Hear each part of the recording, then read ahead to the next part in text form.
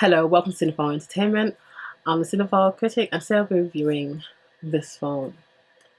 See, we needed someone, and the Lord sent you to us at Christian Chicken.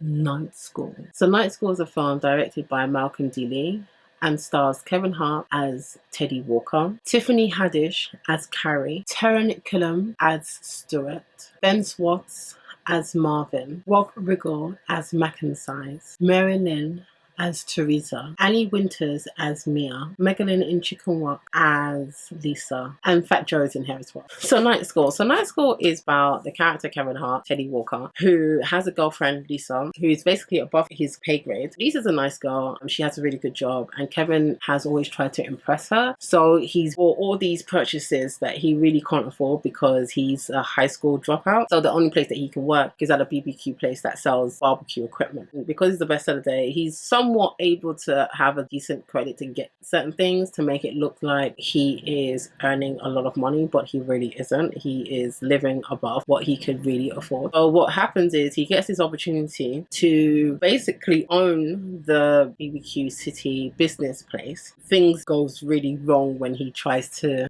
be cute with it, and so he loses that. In order for him to get a decent job, he has to go to night school and get his GDP, and that's kind of what Night School is. When I saw the trailer for this film, I thought that this film was going to be extremely ratchet because of the way how Tiffany Haddish is known to play characters. They're usually on the ratchet side. However, I would say that when she is a teacher, she's actually good. She still has a spin on it, but she's more serious, and that particular situation actually works for her, and it makes the film unexpected and surprising in a good way.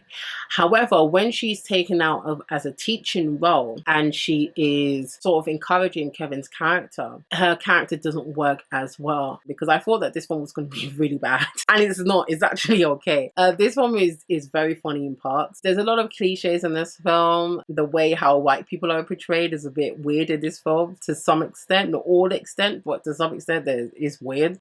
Kevin's character and the way how most black people are portrayed in this film as well is weird. So everybody gets the weird treatment in this film. This film is actually a lot funnier than I thought it was going to be. So one of the things I will say is most people do a good job. I like the character Teresa. I think Teresa is a really interesting character in this film, what she's going through, but then how she also tries to hide it, because you know, in society you can't really say if you're a mother that you hate your life. You can't really say that, you know, I can't stand my children and I hate my life. But, you know, I am blessed. I'm so blessed with these kids that I've been given.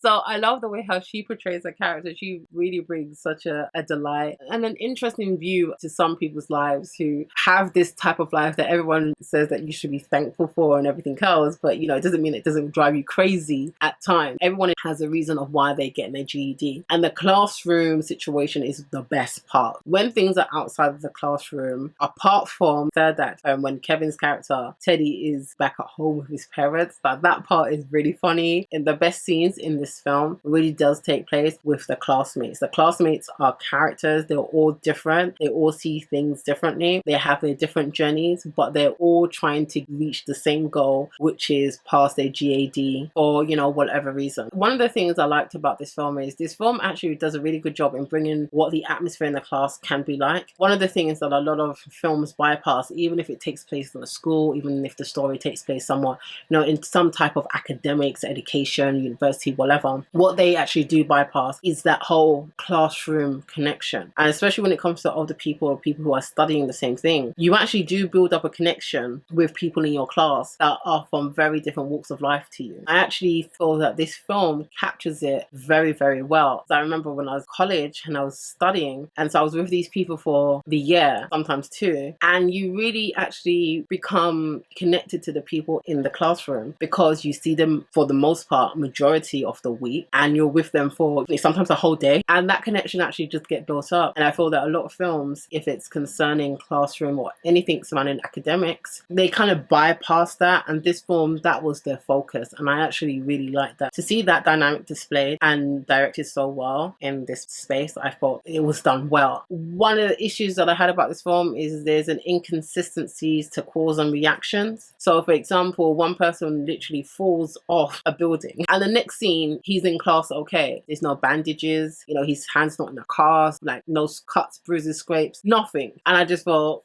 that's BS. You're not going to fall from that type of height and nothing happens to you, especially the way how you fall. Sometimes this story could be a bit convoluted. I'm not going to go into spoilers, but there's points where they team up to try and steal a test. Part was funny. I think it could be rolled in a bit. I think certain things were just a bit too much. What this film suffers with is occasionally it just becomes over the top. The best parts, as I said, in this film is the characters. The characters are funny. Kevin, he is foreground, but he also is background. And the reason why I will say that is because even though the story is about him, when it comes into the classroom, because there's so much characters there, lost in the background. The other thing I would say is I thought the love story part was okay. There's a thread that needs to be tied up, but even the way how them two come back together, I don't buy it, and I thought that it should have been done in a different way. There should have been another scene after a certain point in this film happened. You know, when they meet, it should have been somewhere else, and that would have tied up everything because too much time had gone. You don't just walk into someone and it's like, oh, let's pick up where we left off. This film will make you laugh at point.